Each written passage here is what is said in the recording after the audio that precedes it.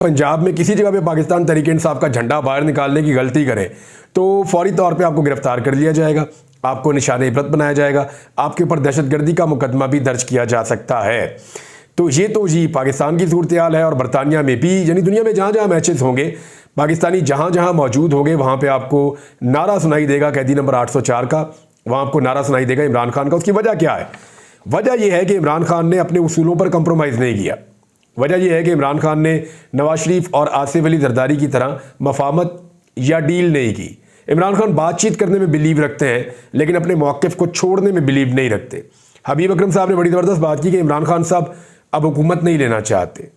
हालांकि एस्टेब्लिशमेंट और बाकी लोग ये चाहते हैं कि इमरान खान हुकूमत बेशक ले ले, लेकिन इमरान खान हुकूमत नहीं लेना चाहते, वो इक़्तिदार लेना चाहते हैं।